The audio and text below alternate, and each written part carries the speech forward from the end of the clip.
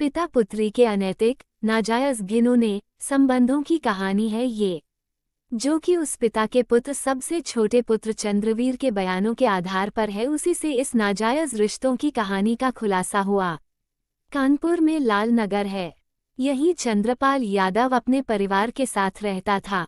उसके परिवार में पत्नी ज्ञानवती के अलावा 4 पुत्र अमरवीर, राजवीर, धर्मवीर, चंद्रवीर तथा पुत्री कमलेश्वरी थी। चंद्रपाल यादव किसान था। उसके पास 5 बीघा उपजाऊ जमीन थी, जिसमें अच्छी पैदावार होती थी। कृषि उपज से ही वह अपने परिवार का भरण पोषण करता था। चंद्रपाल की बेटी कमलेश्वरी 4 भाइयों में इकलौती थी, अतः सबकी दुलारी थी। कमलेश्वरी बचपन से ही खूबसूरत थी। जवानी के बोझ से पहले ही उसकी सुंदरता में और निखार आ गया था।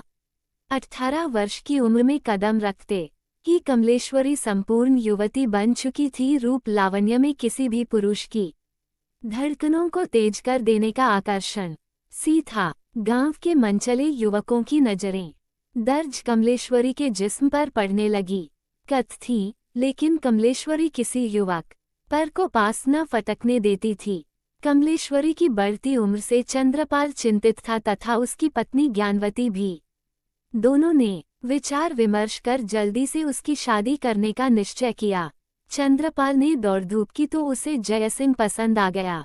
जयसिंह मूल रूप से कानपुर देहात के रसूलाबाद कस्बा का रहने वाला था। 3 भाई बहनों में वह सबसे बड़ा था। जय सिंह के पिता राम सिंह किसान थे। जय सिंह पिता के कृषि कार्य में हाथ बटाता था। चंद्रपाल ने बेटी कमलेश्वरी की शादी जय सिंह के साथ कर दी।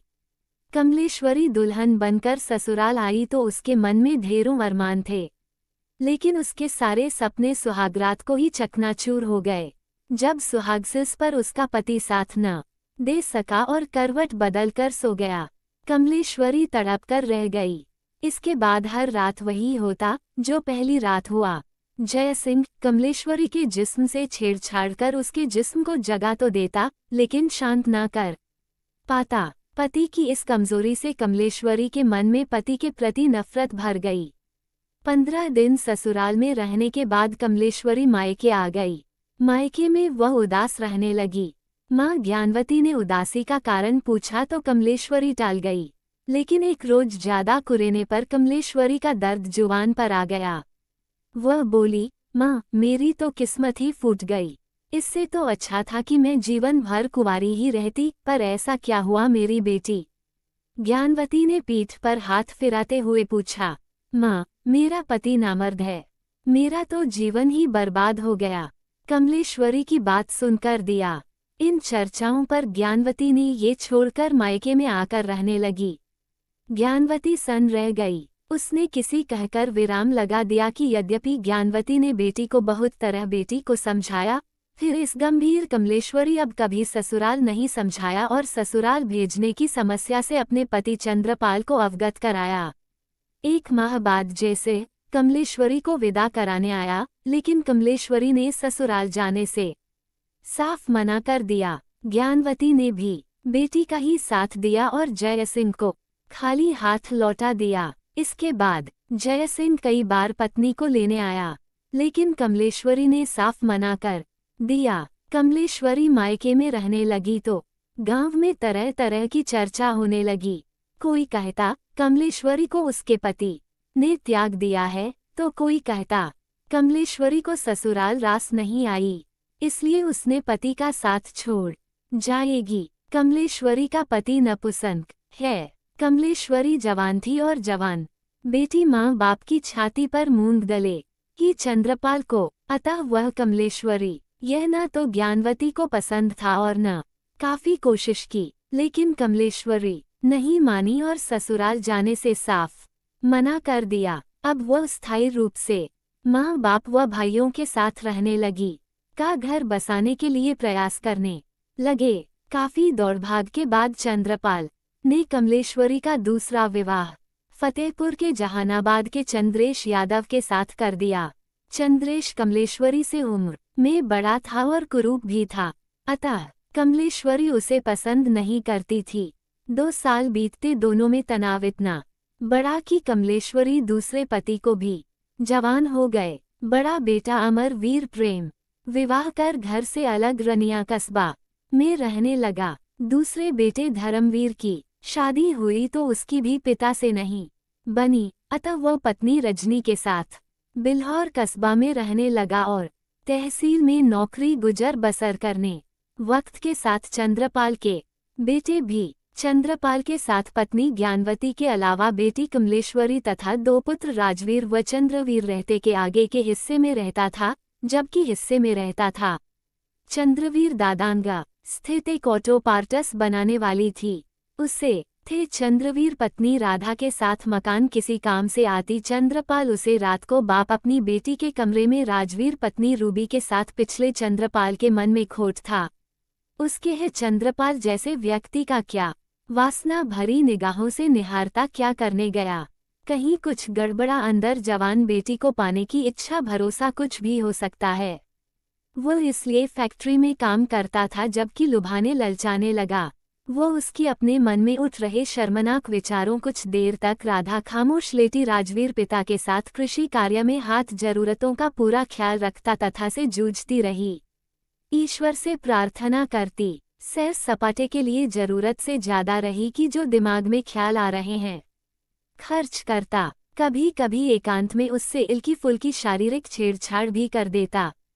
कमलेश्वरी इसे बाप का स्नेह समझकर विरोध नहीं, हिम्मत बढ़ती गई करती। इस कारण चंद्रपाल की हिम्मत बढ़ गई। वर्ष 2011 के प्रारंभ में चंद्रपाल की पत्नी ज्ञानवती बीमार पड़ गई।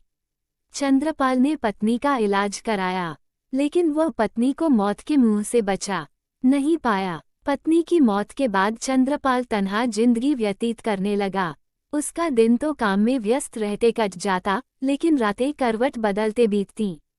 यद्यपि मां की मौत के बाद कमलेश्वरी ने घर की जिम्मेदारी संभाल ली थी। वह पिता चंद्रपाल के खाने पीने का पूरा ख्याल रखती थी। चंद्रपाल यादव हष्ट-पुष्ट था। 55 वर्ष की उम्र पार शरीर से करने के बाद भी जवान ही लगता था। चंद्रपाल उम्र के उस पड़ाव पर था जहां बुढ़ापे के चिन्ह नजर आने लगते, लेकिन चंद्रपाल यादव से बुढ़ापा कोसों दूर था। उसके हाव भाव से उसकी उम्र का अंदाजा नहीं लगता था। पत्नी की मौत के बाद उसे देह सुख प्राप्त नहीं हो पा रहा था। इस सुख को पाने के लिए वह छटपटाता रहता था। एक रोज चंद्रवीर व राजवीर गए। घर में अकेली कमलेश्वरी को पाकर अपनी पत्नी के साथ कूनी मेला देखने चंद्रपाल ने उसे अपनी बाहों में भर लिया और उसे बेतहाशा चूमने लगा। पहले तो कमलेश्वरी कसमसाई और उसने बाप उसकी मजबूत बाहों की पकड़ ढीली नहीं की बाहों से छूटना चाहा, लेकिन जब पड़ी तब उसने अपने शरीर को ढीला छोड़ दिया। उसकी शादी को कई वर्ष बीत गए थे, 2 शादियां भी की, लेकिन दोनों नाकाम निकले। उसकी सेक्सी हरकतों से कमलेश्वरी की भी सेक्स भावना जागृत हो उठी और फिर कमरे में शर्मनाक खेल शुरू हो गया। बाप बेटी में अनैतिकता का रिश्ता कायम हुआ तो उनके दिलों भी काले हो गए। दोनों को दिन रात में जब भी मौका मिलता शारीरिक मिलन कर लेते। चूंकि रिश्ता बाप बेटी का था, सो घर व बाहर वाले उन पर शक न करते, पर अवैध रिश्ते ज्यादा दिनों तक छिपते कहाँ हैं। चंद्रपाल के साथ भी ऐसा ही हुआ। एक रोज कमलेश्वरी बाथरूम में नहा रही थी, तभी चंद्रपाल खेत से लौटा और कमलेश्वरी के कमरे में जाकर लेट गया। कमलेश्वरी को पता न था कि कमरे में कोई है, अतः यह अर्धनग्न अवस्था में बाथरूम से निकली।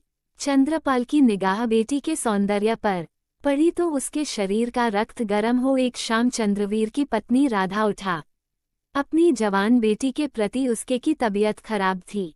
शरीर में दर्द भी, दिल में गलत ख्याल आने लगे।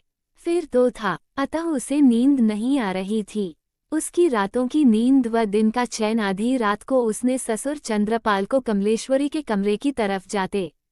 अब कमलेश्वरी जब भी उसके पास देखा, राधा का माथा ठनका। आधी रात के बाप बेटी के कमरे में क्यों गया? वह जो सोच रही थी वह सच न हो। 10 मिनट से अधिक बीत गए, चंद्रपाल वापस न लौटा तो राधा कमरे से बाहर आ गई। आंगन में आकर उसने ससुर को देखा पर वह कहीं दिखाई नहीं दिया। कमलेश्वरी के कमरे का दरवाजा उल्टा हुआ था और पर भी अंधेरा छाने लगा। यकीनन बाप भीतर अंधेरा था। राधा के दिलो दिमाग उसी कमरे में था, लेकिन क्यों? इस क्यों का जो जवाब राधा का मन दे रहा था वह उसका खून सूखा देने के लिए काफी था। कमरे के बाहर पहुंची और अपने कान राधा दबे पांव कमलेश्वरी के बंद दरवाजे पर लगा दिए। भीतर से चारपाई हिलने की आवाज जा रही थी। सांसों का तूफान अंदर कहर बरपा था। बंद अंधेरे कमरे में क्या हो रहा था ये जानने के लिए उसे अब किसी और आहट की जरूरत नहीं थी। पिता को पुत्री के साथ अनाचार करते देखकर राधा के पैर कांपने लगे। दोनों हाथों से उसने अपना सिर थाम लिया। हे भगवान, सचमुच घोर कलयुग आ गया। राधा हिम्मत नहीं जुटा पाई। वह उल्टा हुआ दरवाजा खोलकर सहवासरत ससुर को बाहर खींच लाती और उसके मुंह पर घृणा से थूकने के बाद कहती, तुम आदमी हो या सचमुच के शैतान? बेटी से मुंह काला करते समय तुम्हें जरा भी शर्म नहीं आई? डूब मरो चिल्लू भर पानी में। पर नियत ही क्यों खराब करता? चंद्रपाल में शर्म होती तो वह बेटी पर नियत ही खराब क्यों खराब करता? बेटी के कमरे में से निहारता क्या करने गया? कहीं कुछ गड़बड़ता था। उसके चंद्रपाल जैसे व्यक्ति का क्या की इच्छा भरोसा कुछ भी हो सकता है। उसे कुछ देर तक राधा खामोश लेटी वह उसकी अपने मन में उठ रहे शर्मनाक विचारों रखता तथा से जूझती रही। ईश्वर से प्रार्थना करती रही कि जो दिमाग में ख्याल आ रहे हैं वे सच न हों। 10 मिनट से अधिक बीत गए। कमलेश्वरी इसे चंद्रपाल वापस न लौटा तो राधा कमरे आकर विरोध नहीं से बाहर आ गई। आंगन में इंद्रपाल की उसने ससुर को देखा पर वह कहीं दिखाई नहीं दिया। कमलेश्वरी के वह राजवीर कमरे का दरवाजा उल्टा हुआ था और भीतर अंधेरा था। राधा के दिलो दिमाग पर भी अंधेरा छाने लगा। यकीनन बाप उसी कमरे में था, लेकिन क्यों? इस क्यों का जो जवाब राधा का मन दे रहा था वह उसका खून सुखा देने के लिए काफी था। पहले तो राधा दबे पांव कमलेश्वरी के कमरे के बाहर पहुंची और अपने कान कई वर्ष बंद दरवाजे पर लगा दिए। भीतर से लेकिन चारपाई हिलने की आवाज आ रही थी। सांसों का तूफान अंदर कहर बरपा था। बंद अंधेरे कमरे में क्या हो रहा था ये जानने के लिए उसे अब किसी और आहट की जरूरत नहीं थी। पिता को पुत्री के साथ अनाचार ले करते देखकर राधा के पैर कांपने लगे। भी दोनों हाथों से उसने अपना सिर थाम लिया। हे भगवान, सचमुच घोर कलयुग आ गया। राधा हिम्मत नहीं जुटा पाई। वह उल्टा हुआ दरवाजा खोलकर सहवासरत ससुर को बाहर खींच लाती और उसके मुंह पर घृणा से थूकने के बाद कहती, तुम आदमी हो या सचमुच के शैतान? बेटी से मुंह काला करते समय तुम्हें जरा भी शर्म नहीं आई? डूब मरो चिल्लू भर पानी में। चंद्रपाल में शर्म होती तो वह बेटी पर नियत ही क्यों खराब करता? कापती टांगों से घिसटते हुए वह कमरे में आई और अपने बिछौने पर लेट गई। रात भर उसे नींद नहीं आई और झंझावात में उलझी रही। सुबह 8 बजे चंद्रवीर नाश्ता करने बैठा तो राधा बोली, तुमसे एक बात कहनी है, बुरा तो नहीं मानोगे? कहो, क्या कहना चाहती हो? चंद्रवीर राधा का मुंह ताकने लगा। तुम्हारे घर में जो अनाचार हो रहा है, क्या उसके बारे में तुम्हें पता है? कैसा अनाचार? चंद्रवीर ने अचकचाकर पूछा। ये कि तुम्हार बाप तुम्हारी बहन के साथ अनाचार करता। बाप बेटी के बीच नाजायज रिश्ता है। क्या बकती हो? आग लगाना चाहती हो घर में? मैं जो कह रही हूँ वह सच है। मैंने दोनों को अनाचार करते देखा है। चंद्रवीर को पत्नी की बात पर यकीन तो नहीं हुआ, लेकिन मन में शक जरूर पैदा हो गया। इसके बाद वो पिता चंद्रपाल पर नजर रखने लगा। अभी 1 माह भी नहीं घर बैठे दवाई मंगल बीता था कि चंद्रवीर ने भी बाप को बहन के साथ अनाचार करते देख लिया। चंद्रवीर ने तब पिता व बहन को खूब खरी खोटी सुनाई। यही नहीं, उसने अपने अन्य 3 भाइयों को बुलवा लिया और बाप बेटी की पाप लीला की जानकारी दी। चारों भाइयों को एकजुट देखकर चंद्रपाल बौखला गया। उसने बेटों को धमकी दी कि यदि उन लोगों ने उसे बदनाम किया तो उन्हें घर खेत में हिस्सा नहीं मिलेगा और वह सारी संपत्ति कमलेश्वरी के नाम कर देगा। लेकिन चंद्रपाल की इस धमकी के बावजूद नाजायज रिश्तों का मामला शांत नहीं हुआ। रिश्तों को लेकर चंद्रवीर का अक्सर अपने आप चंद्रपाल व बहन कमलेश्वरी से झगड़ा होता रहता था।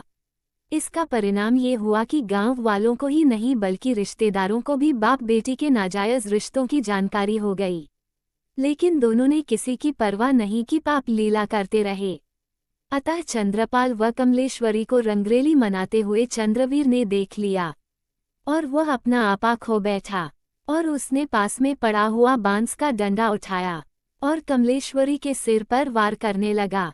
कमलेश्वरी का सिर फट गया और वह जमीन पर गिर पड़ी। चंद्रपाल उसे बचाने आया तो चंद्रवीर उस पर भी टूट पड़ा और डंडे से सिर पर प्रहार करने लगा। चंद्रपाल का भी सर फट गया और वह जमीन पर गिरकर तड़पने लगा। उसने पास पड़ी ईंट उठाई और दोनों का सिर कुचल डाला। उसका क्रोध शांत हुआ तो वह सीधा थाने पहुंच गया और पुलिस को अपना जुर्म कबूल कर लिया। उसे कानपुर कोर्ट में पेश किया गया, जहां से उसे जिला कारागार भेज दिया गया। वह अभी अपनी सजा भुगतान रहा है।